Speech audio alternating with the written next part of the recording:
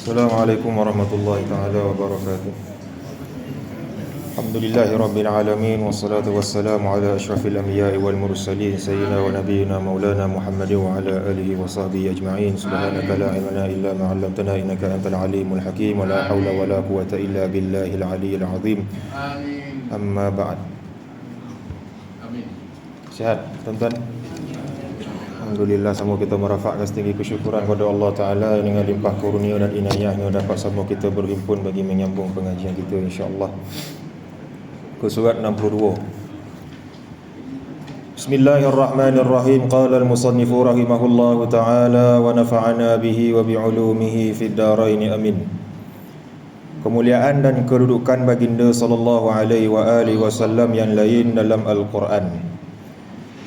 Kemuliaan dan kedudukan baginda sallallahu alaihi wa alihi wasallam yang lain di dalam Al-Quran.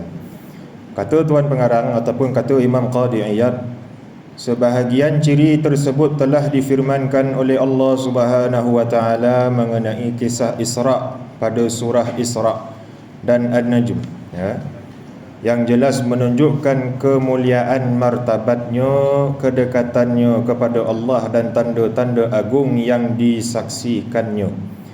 Di antara kemuliaannya lagi adalah baginda sallallahu alaihi wa alihi wasallam terpelihara dari kejahatan manusia seperti yang difirmankannya, wallahu ya'simuka minan nas. Allah Subhanahu wa taala memeliharamu wahai Muhammad sallallahu alaihi wa alihi wasallam dari gangguan manusia. Kata al-Imam Ibnu Ajibah, ayat ini menunjukkan bahawasanya jaminan Allah Taala bahawasanya baginda sallallahu alaihi wa alihi wasallam sentiasa dipelihara oleh Allah Taala. Seumpama yang diriwayatkan oleh al-Imam Tirmizi daripada Anas radhiyallahu taala anhu, suatu malam ataupun kebiasaan bagi Nabi SAW itu dijaga oleh para sahabat setiap malam, ya. Ada sahabat yang kerja dia mengawasi Nabi SAW, sehingga bila turunnya ayat ini Nabi pun keluar ataupun apa tak boleh cakap begini. Jadi Nabi SAW keluarkan kepalanya daripada tingkap, ataupun setengah riwayat menyatakan Nabi SAW keluarkan kepalanya daripada kemah dan menyatakan, beransurlah atau beredarlah kamu bahawasanya Allah Ta'ala yang menjaga aku. Ya, itu seumpama yang diriwayatkan dalam hadis yang diriwayatkan oleh Imam Tirmizi. Maka sejak pada malam itu Nabi SAW tidak lagi diawasi oleh para sahabat.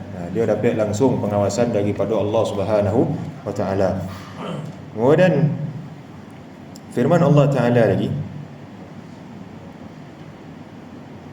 apa sebelumnya mengenai ayat surah Al-Maidah ni, wallahu ya'simuka minan nas, kepala ayat dia Allah Taala berfirman apa dia?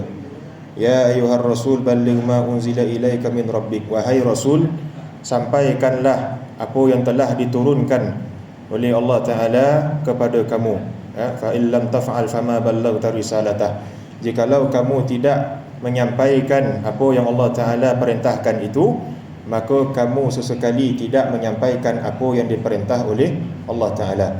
Wallahu ya'simuka minan nas, barulah masuk kepada ayat ini.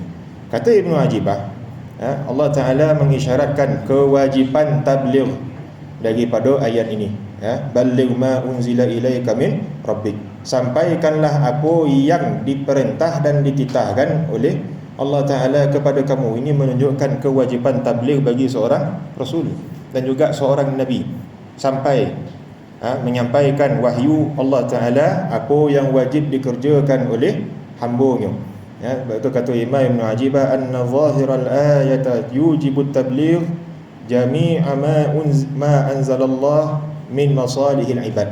Ayat ini menunjukkan Allah Ta'ala mewajibkan bagi Rasulullah SAW khususnya, ya, sebab ayat ini bercerita mengenai Nabi SAW untuk mengajar, menyeru dan menyampaikan segala perintahnya yang berkaitan dengan masalihil ibad, maknanya perintah, suruh, tagah, ya, halal, haram yang bersangkut paut dengan seorang hamba. Jadi berlaku pula persoalan, adapun yang berkait dengan rahsia-rahsia ketuhanan, contoh, adakah wajib bagi Rasulullah untuk menyampaikan? Contoh, kalau kita sebutkan wajib bagi seorang Nabi dan Rasul itu tabligh, menyampaikan. Soalan dia, kalau sesuatu ataupun yang datang daripada Allah Ta'ala tu merujuk kepada rahsia-rahsia dia, kebesaran dia, keagungan dia, musyahadah dan sebagainya, adakah wajib bagi seorang Nabi dan Rasul itu menyampaikan? Macam mana? Wajib ke tidak? Wajib. Jawapannya tidak wajib. Sebab apa? Sebab tabligh ataupun menyampaikan bagi hak Nabi dan Rasul tu apa yang wajib daripada urusan syariat, kepentingan hamba Allah Ta'ala, halal, haram, suruh, tagah, maknanya hal bersangkut paut dengan syariat, ataupun maslahat-maslahat agama yang wajib diketahui oleh seorang mukmin, maka wajib bagi Nabi dan Rasul sallallahu alaihi wasallam untuk menyampaikan. Adapun yang bersangkut paut dengan rahsia-rahsia ketuhanan, rahsia-rahsia mukasyafah dan sebagainya, maka tidak wajib bagi Nabi sallallahu alaihi wasallam untuk menyampaikan. Dan bahkan kita dah belajar tuan dalam kitab tasawuf syariat contoh, seumpama yang dinukilkan daripada riwayat Imam Al-Bukhari daripada Abi Hurairah radhiyallahu taala anhu. Dia kata apa dia? Hafiztu min Rasulillah sallallahu alaihi wasallam wi'ain. Amma al-awwalu qad bathastuhu wa amma al-akharu law bathastuhu laquti'a hadha al-bul'um. Aku hafal ataupun aku terima daripada Nabi sallallahu alaihi wasallam dua jenis ilmu. Adapun ilmu yang pertama telah aku ajarkan kepada kalian, yang kedua jikalau aku dedahkan ataupun aku hebahkan, nescaya kepalaku akan terpenggal, maknanya bunuh. Menunjukkan apa dia? Ada ilmu yang wajib disampaikan oleh Nabi kepada para sahabat ataupun pada umatnya, dan ada ilmu yang tidak wajib bagi Nabi sallallahu alaihi wasallam dedahkan kepada umat keseluruhannya, akan tetapi diraih oleh segelintir sahabat secara umum. Nak dengar, tak nak dengar sudah anda. Maka ini apa yang tertakluk pada ilmu Nabi sallallahu alaihi wasallam. Yang wajib bagi seorang Nabi dan Rasul menyampaikan syariat kepada umat dia. Adapun yang bersangkut paut dengan mukasyafah, rahsia-rahsia ketuhanan, maka tidak wajib bagi Nabi sallallahu alaihi wasallam untuk dedahkan. Sebab apa? Tidak semua orang dapat memahami dan mencapai dan menggapai apa yang digapai oleh Rasulullah sallallahu alaihi wasallam. Tak semua orang dapat tanggung benda. Firman-Nya lagi, wa idh yamkuru bikal ladzina kafaru liyuthbituka aw yaqtuluka aw yukhrijuk wa yamkuruna wa yamkurullah wallahu khairul makirin. Dan ingatlah tak kala orang-orang kafir memikirkan daya upaya terhadapmu untuk menangkap, memenjara, membunuh dan atau mengusirmu, wahai Muhammad sallallahu alaihi wasallam. Mereka memikirkan tipu daya dan Allah Ta'ala menggagalkan tipu daya mereka itu, dan Allah Ta'ala sebaik-baik pembalas tipu daya. Ayat ni tuan-tuan dan puan-puan, jikalau kita telusuri, dia ada menunjukkan sebahagian daripada mukjizat Al-Quran. Ayat ini bercerita mengenai perhimpunan orang-orang kafir Quraisy di balai Darun Nadwah, ataupun Darun Nadwah, maknanya tompek perhimpunan, tompek kerapatan. Orang-orang Quraisy, pembesar-pembesar Quraisy membahas mengenai urusan masing-masing. Dan kita baca dalam sirah, tak kalau sampai ke telinga orang-orang kafir Quraisy, Nabi SAW didatangi oleh orang-orang Madinah kan, pada musim haji. Kemudian membai'ah Nabi sebanyak 2 kali. Bai'ah Aqabah yang pertama dengan bai'ah Aqabah yang kedua. Bai'ah Aqabah yang pertama banyak menyentuh mengenai tauhid dan moral. Tak boleh mensyirikkan Allah, tak boleh berzina, tak boleh membunuh, tak boleh itu, tak boleh ini. Kemudian bai'ah yang kedua pada tahun berikutnya merujuk kepada unsur-unsur politik. Wajib taat kepada Rasulullah, kemudian menerima Rasulullah sebagai pemimpin negara dan sebagainya. Jadi bila hal ini sampai kepada pengetahuan orang kafir Quraisy, dan bila dah ada orang-orang Islam di Makkah ketika itu yang pergi berhijrah, maka orang-orang Quraisy ni pun buat usaha untuk membunuh Nabi sallallahu alaihi wasallam. Tapi dia tidak terus kepada membunuh. Kalau kita baca dalam sirah Nabawiyah contoh, orang-orang kafir Quraisy pada mulanya ada sebahagian mereka menyarankan supaya Rasulullah ini ditangkap. Tangkap. Ada tu pula kata tak boleh tangkap, kita penjarakan. Ada kata tak boleh tangkap, kita halau dia, usir. Kalau kita baca tafsir, seumpama tafsir Ibn Ajibah kata ada yang bagi saranan supaya diletakkan di atas unta biar dia keluar daripada Mekah ni. Tapi ada yang kata kalau dihalau pula dia akan mendirikan kekuasaan di luar dan akan menyerang kita. Sehinggalah kalau sebagai riwayat kata ada satu orang syekh ataupun orang tua, ada yang kata pemuda berpakaian ahli Najd. Berpakaian ahli Najd. Pakaian ahli Najd ni macam mana tuan-tuan? Kalau tengok orang Badui lah, zaman dulu punya, tahun hujung abad 8 boleh, awal 9 boleh, orang Badui punya pemakaian, jubah Imam Mekah tu kan, yang omeh tepi tu, lepas tu dengan rambut berpintar, lepas tu pakai igal yang gotah hitam. Kalau yang dulu punya, dia tak kocik macam sekarang dah, dia tobal lagi. Kalau tuan-tuan tengok dia ni sedikit faedah lah. Gotah hitam tu dipanggil igal. Igal orang Arab Saudi tak sama dengan igal orang Qatar, tak sama dengan orang Emirates, tak sama dengan orang Iraq. Kau nak tahu paling godang punya igal lah, tengok Iraqnya. Bawah tayar dia punya igal London. Orang pun tak tahu ini igal tu soroban, kata bapak godang dia punya gotah itu kan.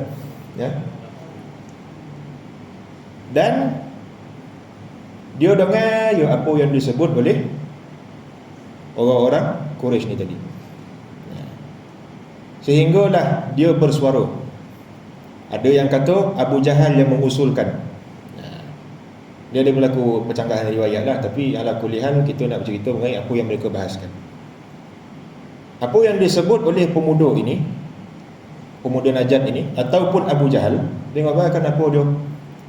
Kita datangi setiap perut suku Quraisy, Bani Fulan, Bani Fulan, Bani Fulan, Bani Fulan.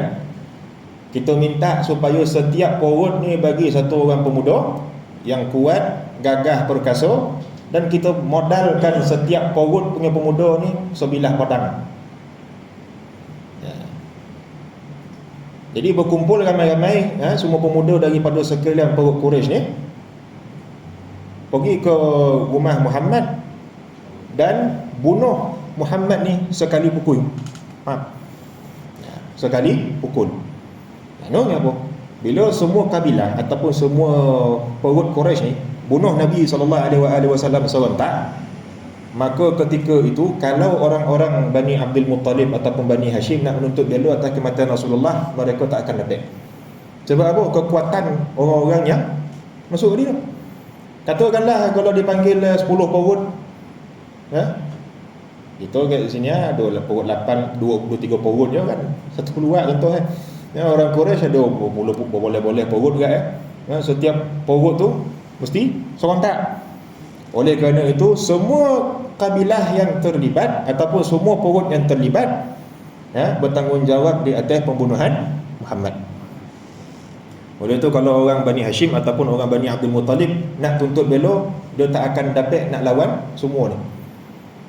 Inilah berpakatlah semua perut kan. Betul. Katakanlah 12 perut tuan nak bunuh seorang, tak terdayu nak lawan 12 suku kan. Contoh kan. 12 suku nak, satu suku nak lawan 12 suku, gila. Memang kalah mati je cerita. Tu cara dek orang Najd tersebut ataupun Abu Jahal. Tapi persoalannya siapa orang Najd tersebut? Siapa orang Najd? Kalau kita baca ulang sirah, dan orang Najd itu adalah syaitan la'anahullah. Dia syaitan, dia menyamar jadi orang Najd. Dan adalah ulasan-ulasan daripada sudut tasawuf, mana daripada sudut apa hakikat lah pasal dijelmakan syaitan tu dalam bentuk orang Najd, tapi tak sampai lah kita nak bahas dia. Takut lagi daripada tajuk. Syaitan tu menyamar jadi orang Najd, dia yang mengusulkan supaya Nabi ni dibunuh serentak daripada semua kabilah tadi. Ya. Tapi dapat tak? Tak dapat dah. Ya. Walaupun dia kepung rumah Rasulullah dan berita tu sampai kepada Nabi. Jibril khabarkan kepada Rasulullah yang orang Quraisy ni nak bunuh engkau. Ceritalah plan dia macam mana. Dan akhirnya turunlah perintah berhijrah.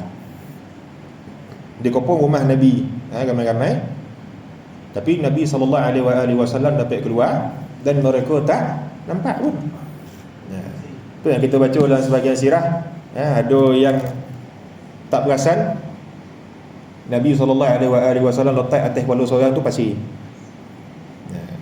Ada yang kata dia baca waja'alna min baini aydihim lahu benda semua pasir. Lepas tu tertidur.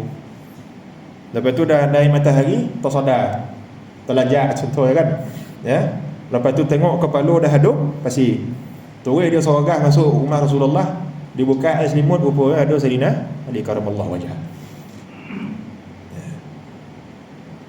Jadi disebabkan pakatan mereka ini tak berjaya, dan mereka sangka mereka ni bijak untuk membunuh Rasulullah, Allah Ta'ala balas tipu daya mereka tersebut. Dengan apa? Kata Ibnu Ajibah, wa yamkuruna wa yamkurullah. Pada ayat wa yamkuruna wa yamkurullah, mereka memikirkan tipu daya dan Allah menggagalkan tipu daya mereka itu. Dengan apa? Dengan apa? Kata ahli tafsir seumpama Ibnu Ajibah, biraddi makrihim alaihim bi an akhrajahum ila badrin. Dengan Allah Ta'ala mengeluarkan orang-orang kafir Quraisy ini menuju ke medan Badar. Ini bersangkut-sangkut tu. Menuju ke medan Badar. Sebelum perang Badar, apa yang berlaku? Orang-orang kafir Quraisy dia pergi terajah semua rumah-rumah orang Islam dekat Makkah tu. Mana yang berhijrah, apa semua yang tinggal kotor, semua dirampas, dia pergi jual dekat Syam. Bila sampai berita tu kepada Rasulullah, Nabi titahkan supaya kafilah yang diketuai oleh Abu Sufyan ditahan dan diambil segala harta yang ada tersebut. Jadi dipendekkan cerita, bila khabar tu sampai kepada orang Makkah, Nabi nak tahan kafilah Abu Sufyan ni, maka keluarlah Abu Jahal dengan segala pemimpin Quraisy sebanyak 1,000 orang bala tentera. Sampailah ke Badar. Orang Islam pula waktu tu yang keluar 300 orang, bawa senjata ringan je. Bawa pedang, ada tu pula bawa kayu, tak mampu beli pedang ke apa benda. Ni kalau kita baca dalam riwayat-riwayat lah. Sebab dalam sirah ni tak dituntut riwayat tersebut mesti sahih. Dia tak sama macam hadis. Jadi selagi mana benda tu dia tidak bercanggah dengan syariat ataupun perkara-perkara yang bersangkut paut, maka boleh sahaja untuk kita nukilkan sebagai periwayatan sejarah. Dan kita kena tahu orang Madinah tak kaya. Tak semua kaya, ramai kerja petani. Tu kita baca sebahagian sirah seumpama Rasulullah, antara mukjizat dia ataupun antara tanda dia ketika perang Badar. Satu orang sahabat berlawan, pedangnya patah contoh kan. Lepas tu Nabi suruh dia pergi ambil tunggul kurma. Dia ambil, dia serahkan Rasulullah, tunggul tu jadi pedang. Tunggul jadi pedang tuan-tuan. Ada siapa boleh buat? Saya bagi kayu, tuan-tuan tukar di keris tu. Keris penyalang ke sundang ke apa, takkan ada dapat tuan-tuan. Tu pun nak ngabar Nabi tu sama macam acik ustaz kata. Jadi kebanyakan mereka ni bawa persenjataan dia ringan sebab sekadar nak tahan dan nak ambil asal kafilah tu. Jadi bila tengok orang kafir Quraisy semua datang dengan unta, dengan kuda, dengan tombak, lombing, dengan kelengkapan perang yang cukup, jumlah pula ramai. Jadi orang Islam ni sudah mula gusar. Bila Allah Ta'ala menenangkan mereka, yang akhirnya berlakulah pertempuran Badar tersebut yang menyebabkan kekalahan teruk bagi pihak Quraisy. 70 daripada mereka terbunuh, lagi 70 ditawan, selebihnya lagi kalahlah. Jadi Allah Ta'ala mengazab orang-orang Quraisy dan menggagalkan dan membalas tipu daya mereka di Makkah dahulu dengan mengalahkan mereka pada hari Badar. Siapa yang terlibat? Kepala-kepala Quraisy kan yang mati dalam Badar. Betul tak? Umayyah bin Khalaf, Abu Jahal, lepas tu Utbah bin Abi Rabi'ah, Syaibah bin Rabi'ah, Al-Walid bin Utbah, Abul Bukhturi dan sebagainya, ramai yang mati. Ya, Uqbah bin apa orang Zainab Muhammad siapa? Banyaklah apa orang kafir Quraisy yang pembesar ni ya, mati. Kemudian apa dia? Allah Taala berfirman lagi, illa tansuruhu faqad nasarahu Allah. Jika kamu tidak menolongnya wahai orang-orang beriman, maka tidak menolong Rasulullah, maka sesungguhnya Allah telah menolongnya. Ya. Masa bila? Idh akhrajahu alladhina kafaru thaniya ithnaini idh huma fil ghari idh yaqulu li sahibihi la tahzan innallaha ma'ana. Tak kalau Allah Ta'ala bercerita mengenai Sayyidina Abu Bakar dengan Rasulullah berada bersembunyi dalam gua Thur. Ya. Kisah ini menceritakan Allah telah menggagalkan komplot kejahatan musuh-musuhnya untuk membunuh baginda sallallahu alaihi wasallam. Dia telah menghijabkan pandangan mata mereka tak kala baginda keluar dan lalu di hadapan mereka serta membutakan mereka dari melihatnya tak kala di dalam gua. Pertama tak nampak masa Nabi keluar daripada rumah. Bila dah sampai depan pintu gua tu pula tak perasan Nabi di bawah. Sebab sebahagian riwayat kata apa dia? Tak kala dia bercerita mengenai sebab nuzul ayat ni. Satu orang kafir Quraisy sudah ada di atas gua tu. Dan celah-celah lubang tu sampailah Nabi dengan Abu Bakar nampak. Abu Bakar sudah takut. Ya Rasulullah, kalau dia pandang bawah habis gitu ni. Betul. Nabi kata apa dia? La tahzan innallaha ma'ana. Janganlah engkau sedih ataupun kau gusar kerana Allah Ta'ala bersama kita. Dan kalau kita baca pula daripada ayat kan, iz akhrajahu alladhina kafaru thaniya ithnaini idh huma fil ghar idh yaqulu li sahibihi la tahzan innallaha ma'ana.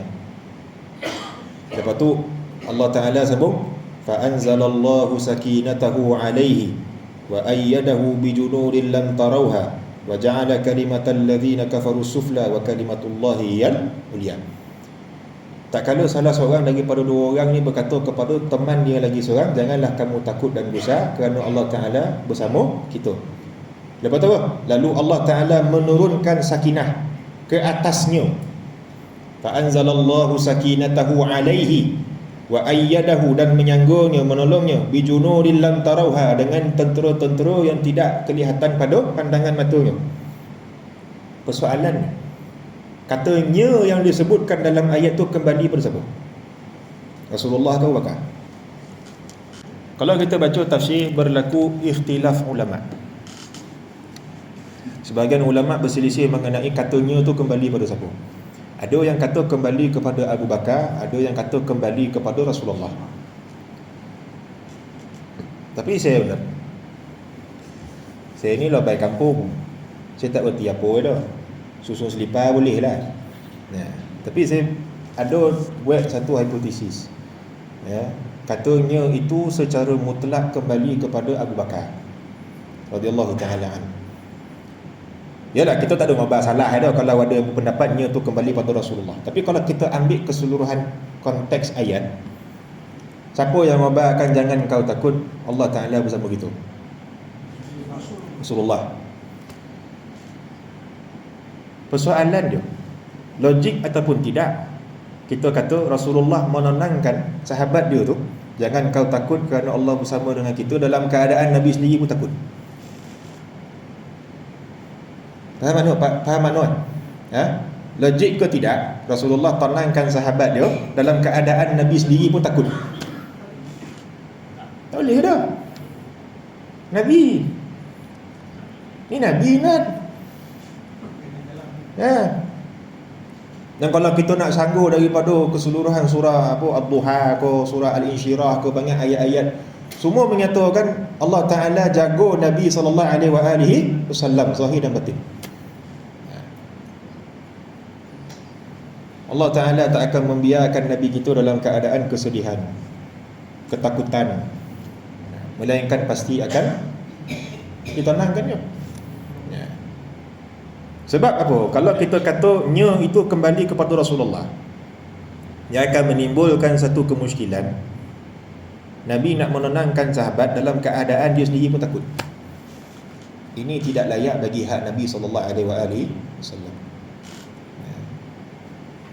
Dan juga wa ayyadahu bi junudin lam tarawha, dan Allah Taala menolongnya dengan dengan tentera yang tidak kelihatan pada pandangan matanya. Antara Abu Bakar dengan Rasulullah, mana yang tak pernah tengok malaikat ni? Mana yang tak pernah tengok malaikat? Abu Bakar. Ya. Kan? Itu saya ngabarkan argumentasi saya yang tak seberapa ni. Mana kan logik Rasulullah tenangkan sahabat dia dalam keadaan dia sendiri takut. Maka Allah Ta'ala menurunkan sakinah, ketenteraman, kedamaian kepadanya, yakni merujuk kepada Abu Bakar. Itu contohnya. Ini bukan tafsir, ya. Ini sekadar hipotesis, pendapat yang tidak seberapa. Sebab kalau kita baca dalam tafsir-tafsir gitu, kebanyakan tafsir kata kembali kepada Rasulullah. Sebab kalau kita kata kembali pada Rasulullah, dia akan menimbulkan pemikiran orang, apa boleh jadi Nabi takut, dia tak nak panikkan sahabat dia ni lah. Macam gitu lah contohnya kan. Kita takut, tapi kita tak nak timbul panik orang sekeliling, kita khabar tak ada apa. Boleh tak? Ya kan?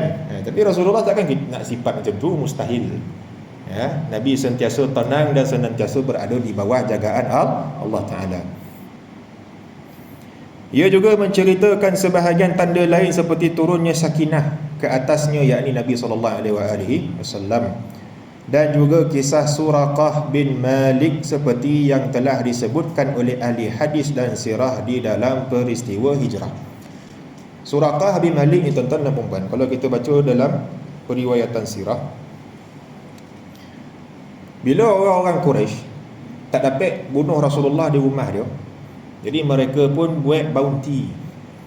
Bounty dalam bahasa Melayu apa?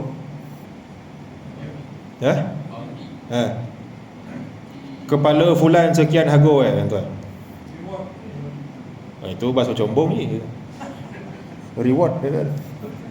Bahasa Melayu. Tak ganjaran. Tak ada istilah lain yang khusus. Tak kira lah kata. Tawaran, aywa. Orang Quraisy buat tawaran. Siapa dapat tangkap Muhammad hidup atau mati, maka baginya 100 ekor unta. 100 ekor unta. Tanda kaya orang Arab ni tuan. Bukan tengok zaman dulu dah. Zaman dulu nak tengok Arab tu kaya tak kaya, tengok berapa banyak unta dia tu. Umpama orang Minang nak tengok rota, bukan tengok dekat duit, tengok kat berapa kabau dia ada. Betul tak? Orang Minang kot lagi banyak kabau, lagi dia kaya. nak boleh kabau seekor pun macam pergi umrah. Betul tak? Orang sebab tu kata Ibnu Ajibah tafsir dia pada tafsiran fasalli li rabbika wanhar. Kan? Dia adalah tafsiran inna dia ringkatan daripada inna a'tainakal kautsar. Sesungguhnya kami telah mengurniakan kepada engkau wahai Muhammad sallallahu alaihi wasallam kurniaan yang banyak. Contoh kat bawah kan.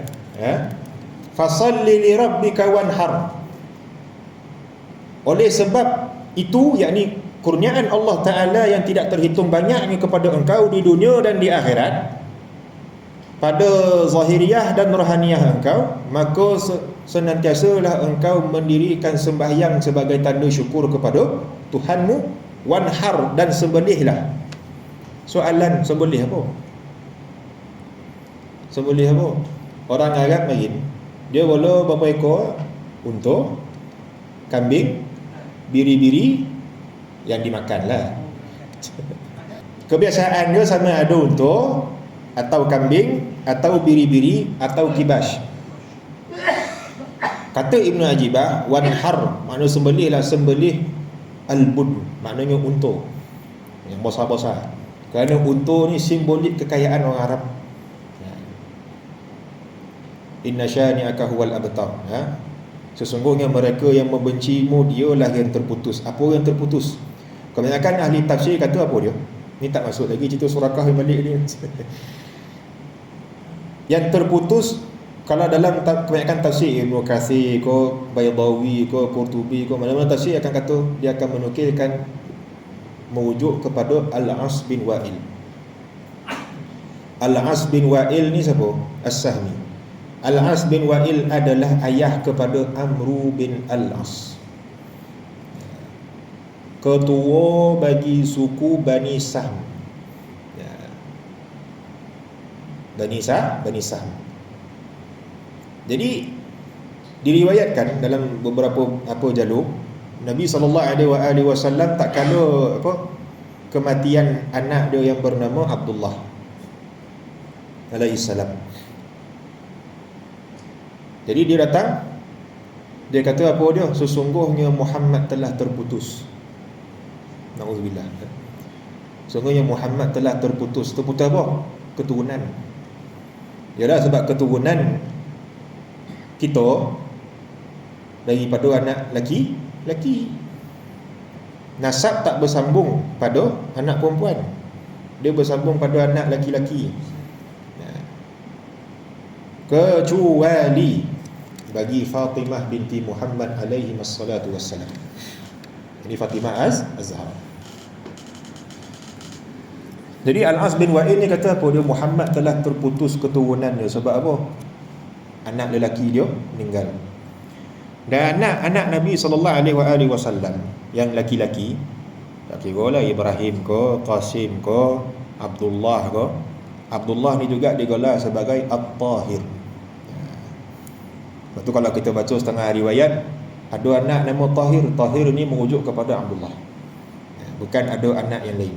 Anak lelaki Rasulullah cuma ada 3 orang. 2 daripada rahim Sayyidah Khadijah alaihissalam, satu lagi daripada rahim Maryah Al-Qibtiyah, jariah Nabi, iaitu Ibrahim. Adapun Qasim dan juga Abdullah daripada rahim Sayyidatina Khadijah alaihissalam.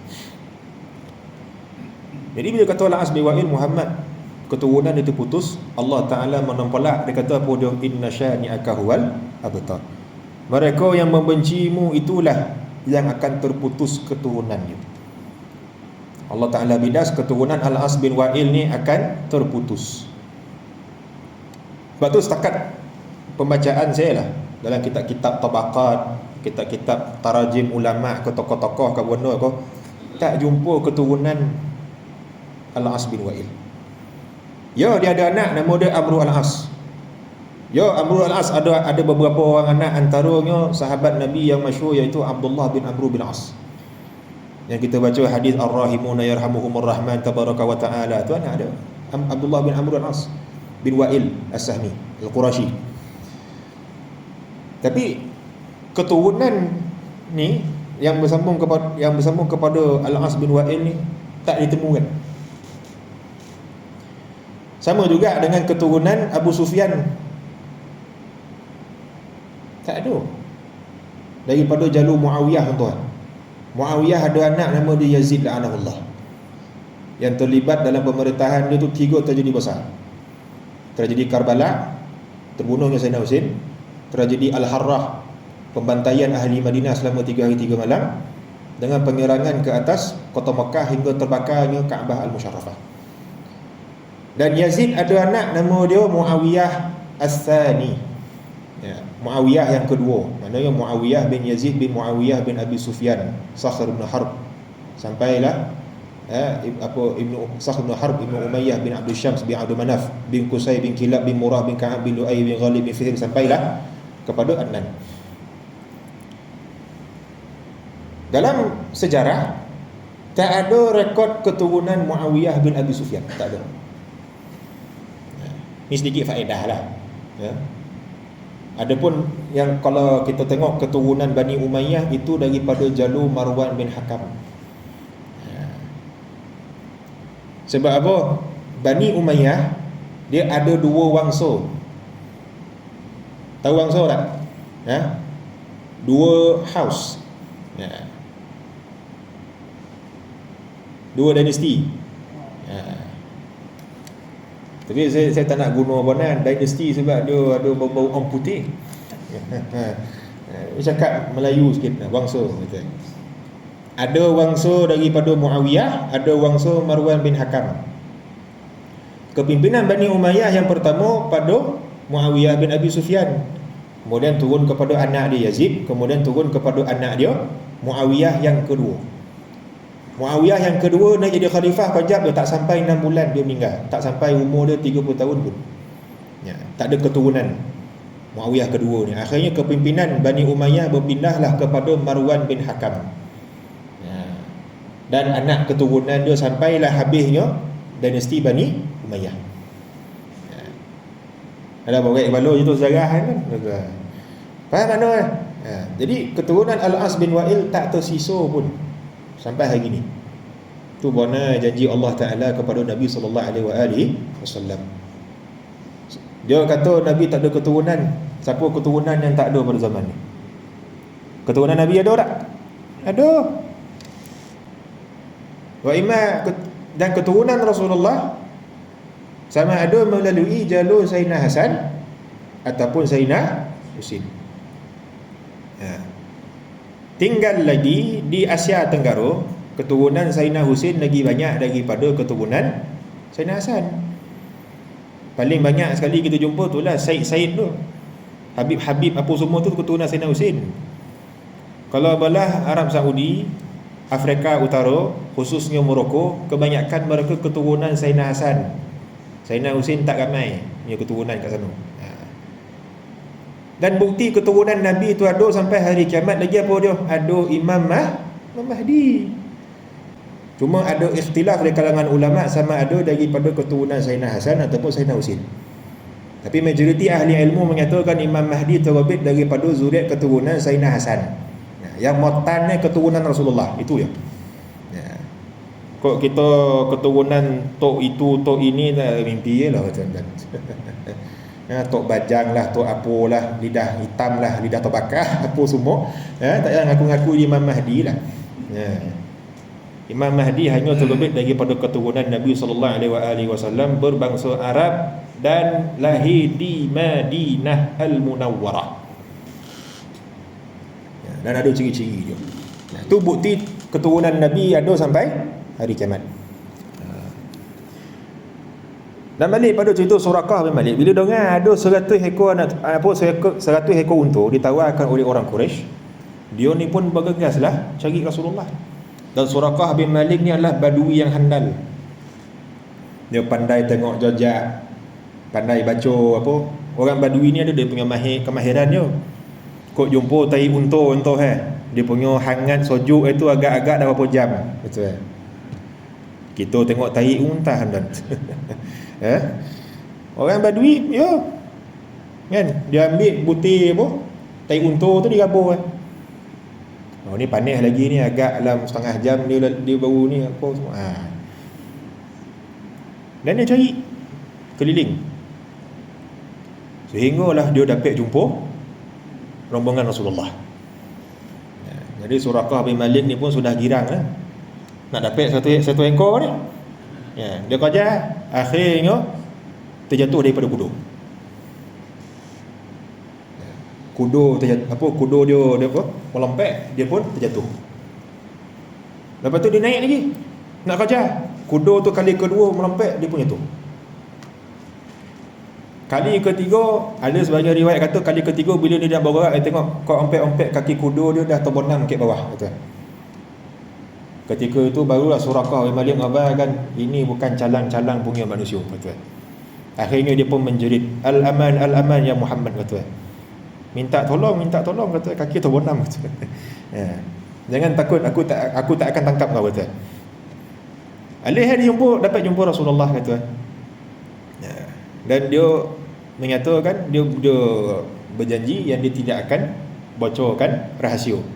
Ya, dia tak akan tunjuk orang-orang yang mencari Rasulullah ni pada jalan yang ditempuh oleh Nabi sallallahu alaihi wasallam. Sebahagian riwayat kata apa dia? Rasulullah tanya kepada Suraqah bin Malik, "Wahai Suraqah." Nah, ada yang kata pada ketika inilah dia memeluk Islam. Rasulullah tanya kepada Suraqah, "Wahai Suraqah, mahukah engkau jikalau engkau dipakaikan gelang dan baju Maharaja Kisra?" Kisra apa? Kisra Maharaja Parsi. Orang badui tuan-tuan, orang kampung, orang hulu ke apa benda ke, Dongah akan pakai persalinan diraja. Faham mana ibarat tuan? Ya. Katakanlah orang asli ke orang mana corok hutan bani dia duduk tiba-tiba dapat tawaran pakai persalinan diraja. Tapi Rasulullah tak pernah berbohong. Masa bila berlaku? Ketika kekhalifahan Saidina Umar radhiyallahu taala an. Jatuhnya kerajaan Parsi, dapat harta rampasan, ada sebahagian itu persalinan Maharaja Kisra. Maharaja Kisra yang koyakkan surat Rasulullah. Ketika itu Zainal Umar teringat dah apa yang diceritakan mengenai Suraqah bin Malik. Diperintah panggil Suraqah. Suraqah pun datang, terkejut dah. Apa benda ni? Kata, tiba-tiba panggil dan kata, dia pun cerita, bukan ke dahulu Rasulullah pernah berjanji yang kamu akan memakai persalinan Raja Kisra ni? Baru ingat. Bila punya janji tuan? Marin. Baru boleh tahun. Rasulullah dah wafat, Sayyidina Abu Bakar dah wafat, naik Sayyidina Umar baru dia dapat mengasuh. Dia pun pakailah dengan mahkota, dengan persalinan dia apa semua. Dah happy pakai apa semua. Sayyidina Umar pun khabar tanggalkan balik. Jadi Suraqah ni pun bingung, apa pasal tanggal? Kan kau Nabi khabar aku akan pakai baju ni, kata. Sayyidina Umar kata apa dia? Nabi berjanji yang kau akan pakai, bukan kau akan milikinya. Faham makna? Teknikal. Nabi tak janji pun kau akan raih benda ni milik engkau. Nabi kata kau akan pakai saja. Tanggalkan. Maknanya persalinan tu dijatuhkan pada hak Baitul Mal kaum muslimin. Betul lah, Nabi tak khabar pun kau akan memiliki persalinan raja. Nabi khabar kau akan pakai ya. Umpama kalau kita pergi kedai baju untuk kan, pergi Terengganu, kau pergi Kelantan kau kan, atau pergi apa kedai batik untuk batik sampai 5-7 nak beli tak mampu, atau kia-kia kita nak keluar duit, betul. Alih kita pun pakai. Adakah makna bila kita memakai tu kita punya? Tapi nak jobor kat orang dan pernah pakai batik RM700 boleh lah, betul tak? Faham mana ibarat? Tu dia. Tapi itu cerita Suraqah bin Malik tu menunjukkan mukjizat Nabi kita sallallahu alaihi wasallam. Apa makna inna a'tainakal kautsar? Sesungguhnya kami telah mengurniakan kepada engkau wahai Muhammad sallallahu alaihi wasallam al-kautsar. Ya, kata Imam Qadhi Iyad di situ apa dia?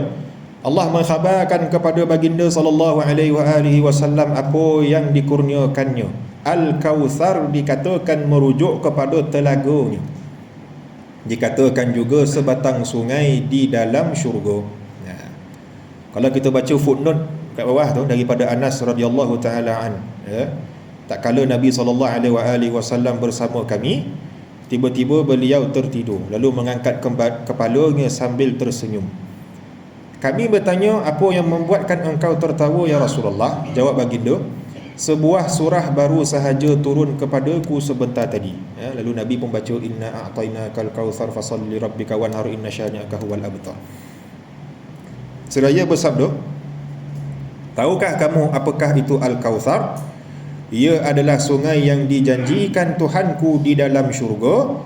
Padanya terdapat kebaikan yang banyak. Ia adalah telaga yang umatku akan menemuiku pada hari kiamat. Wadahnya sebanyak jumlah bintang di langit. Ia adalah pandangan yang sahih mengenai telaga Kautsar. Cuma berlaku pertikaian dan perselisihan di kalangan alim ulama. Adakah telaga Kautsar sama dengan telaga Haud?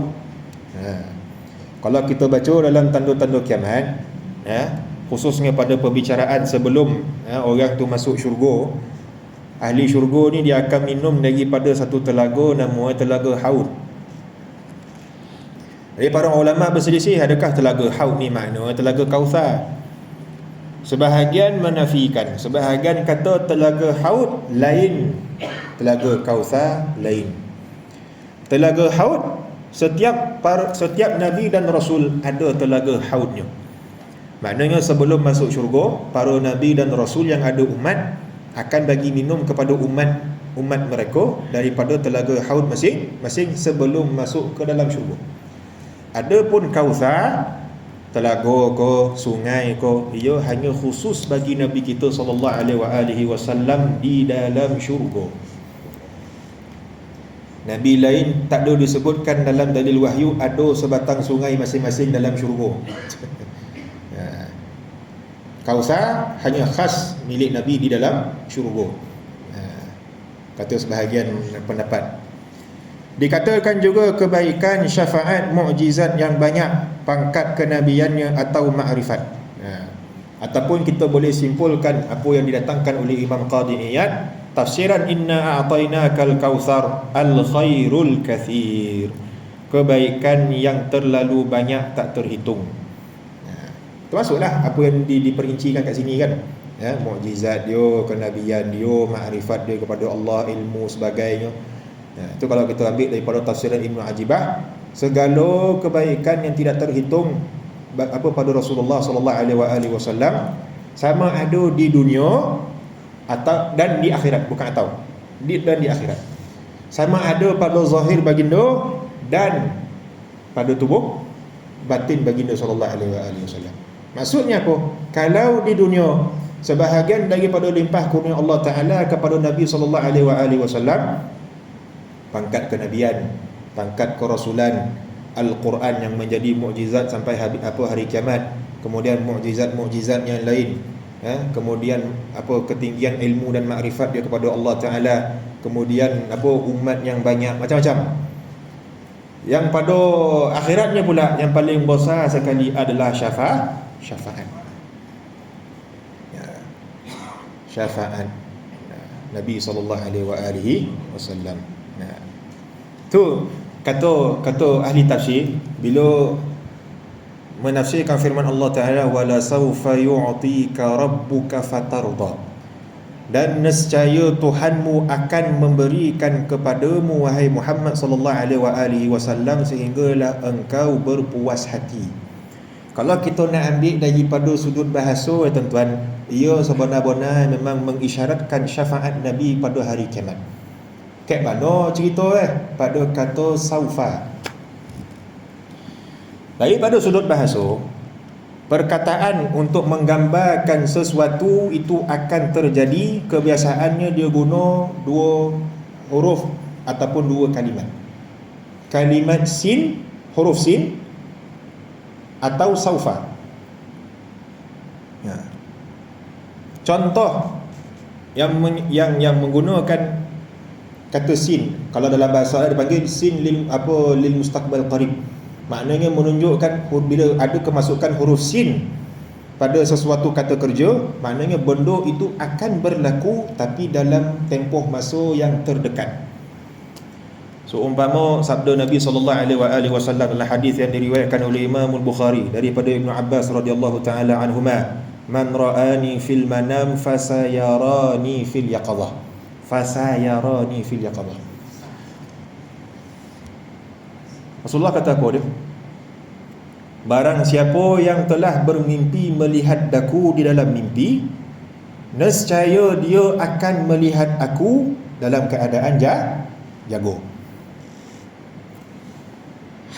Lafaz ini satu-satunya lafaz yang hanya diriwayatkan oleh Imam Al-Bukhari dan tidak diriwayatkan oleh imam-imam hadis yang lain. Lepas tu kalau siapa yang beli buku saya Hayat Nabi Sudah Mangkat tu, saya ada syarah hadis. Nabi guna kata apa dia? Fasayarani, nescaya dia akan melihat aku secara jago. Setengah alim ulama menyatakan apa dia? Makna jaga di situ tidak merujuk di dunia, tapi merujuk di hari akhirat.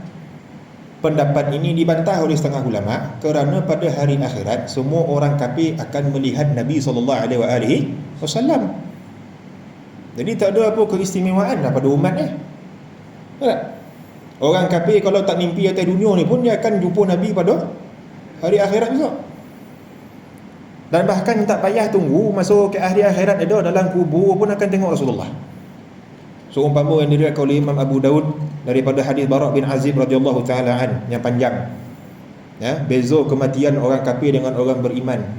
Panjang, daripada sakaratul maut, cerita malaikat bawa kapan daripada syurga atau neraka apa semua. Bila masuk dalam kubur datang Munkar dan Nakir. Mula dia tanya apa dia? Ma rabbuka? Kan? Siapa Tuhan kau? Lepas tu dia kata apa dia? Ma taqulu fi hadzal rajul? Apa yang kau katakan mengenai lelaki ini?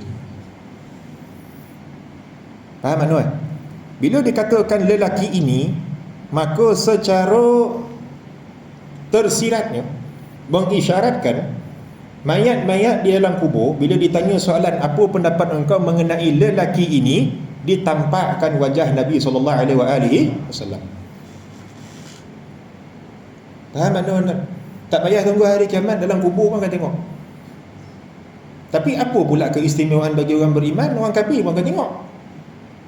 Kalau kita ambil daripada hadis Bara' bin Azib contoh, cuma beza daripada sudut jawapan. Orang beriman dia akan katalah dia ini adalah Muhammad pesuruh Allah yang datang kepada kami dengan kebenaran lah apa benda pun semua, dan kami beriman dan membenarkan dia. Beza pula dengan orang kafir bila ditampakkan rupa Nabi SAW atau didatangkan surah ataupun gambaran Nabi SAW. Apa pendapat engkau mengenai lelaki ini? Tokoh-tokoh tokoh mama kata. Kena belasah kau-kau dalam kubur. Ya. Sebab itu tafsiran ataupun ulasan yang boleh diterima adalah orang yang sudah bermimpi berjumpa Rasulullah pasti akan berhimpun dengan Rasulullah secara jaga walaupun sekali. Paling-paling tidak masuk dia nak mati esok. Paling-paling tidak masuk nak mati besok. Adalah ulasan ni, saya tak nak panjang lebar ni, dah timing dah habis. Tapi nak kata huruf sin fasayarani. Kalau dia kata merujuk pada hari akhirat, tak perlu kata apa huruf sin tu. Saufa yarani. Saufa yarani. Ataupun dikatakan lil mustaqbal ba'id. Benda tu akan berlaku tapi dalam tempoh jangka masa yang panjang. Berbeza dengan kemasukan huruf sin. Bila kemasukan huruf sin ditambah pula dengan kata kerja, menunjukkan perkara itu akan berlaku dan terjadi tapi pada jangka masa yang terdekat. Bila digunakan kata saufa, maka dia akan berlaku pada jangka yang akan datang. Contoh sa'atazawwaj dan saufa atazawwaj. Aku akan berkahwin. Aku tu tak kira lah siapa tu kan. Tak mana-mana punya orang fulan ke apa benda ke. Zahir dia merujuk pada makna yang sama, aku akan berkahwin. Tapi kalau kita perhalusi betul, kalau aku akan berkahwin dengan kata sa'atazawwaj, dia akan berkahwin dalam masa terdekat. Kalau dia kata saufa atazawwaj, dia akan kahwin tapi entahlah betul. 5 tahun lagi ke, 10 tahun lagi ke, 30 tahun lagi ke. Kok panjang umur. Jadi bila Allah Ta'ala kata wala saufa yu'tika rabbuka fatarda, dan Allah Ta'ala mentakkidkan pula jaminan dan janjinya kepada Rasulullah dengan masuknya huruf lamul qasam. Wala apa bukan lamul qasam, lamul takkid. Dan sebenar-benar sememangnya Tuhanmu akan mengurniakan kepada engkau sehinggalah engkau berasa berpuas hati. Wala saufa yu'tika, yu'tika didatangkan dalam bentuk fi'il mudhari', maknanya benda itu sama ada sedang berlaku ataupun akan berlaku pada masa hadapan. Hatta fatarda, sehinggalah engkau berpuas hati. Dan kalau nak membenarkan tafsiran yang kata merujuk kepada syafaat Rasulullah, kita ambil daripada hadis yang diriwayatkan oleh Imam Al-Bukhari daripada Abi Sa'id Al-Khudri contoh. Nabi berulang-alik antara tompet munajat dia dengan jurang api neraka, keluarkan setiap umat dia. Kan? Yang iman dia sebesarnya keluarkan. Lepas tu pergi munajat lagi. minta supaya dia keluarkan lagi, poi lagi, keluarkan lagi, sampailah yang orang golongan terakhir yang keluar daripada api neraka tu apa dia? Mereka yang mengucapkan la ilaha illallah. Ini golongan terakhir yang keluar daripada api neraka berkat syafaat Nabi kita sallallahu alaihi wasallam. Lepas keluar ahli la ilaha illallah, tak ada lagi dah yang tersisa kecuali mereka yang menempati api neraka sampai bila-bila. Nauzubillah.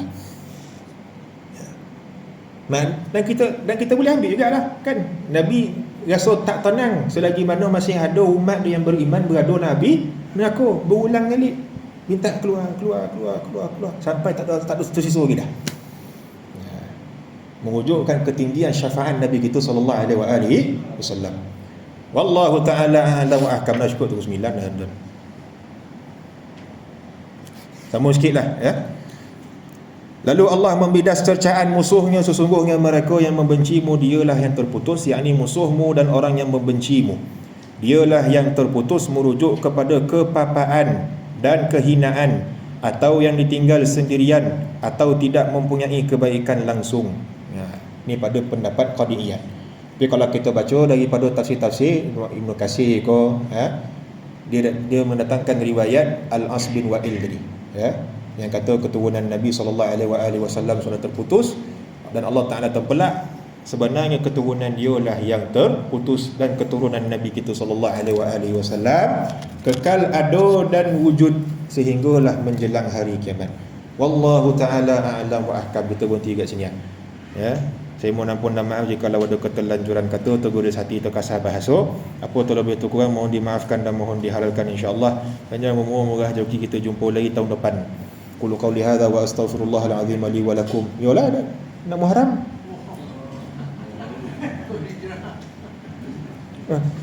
Saya dekat Gedung Lalang bagi tadi, jumpa tahun depan. Tokoh mama semua ustaz. Lama bonai pun ni tahun depan ni. Kok faham Masihi malam lah. Kok faham hijrah roket je. Ya. Besok kan? Satu Muharram. Ya. Kok sampai bacalah doa awal tahun akhir tahun. Ya. Qulu qawli hadza wa astaghfirullahal azim li wa lakum subhanakallah bihamdika asyhadu an la ilaha illa anta astaghfiruka wa atubu ilaik.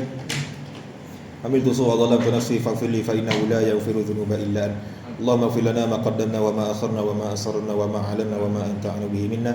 Antal muqaddim wa antal muakhir, la ilaha illa anta. Subhana rabbika rabbil izzati amma yasifun wa salamun alal mursalin.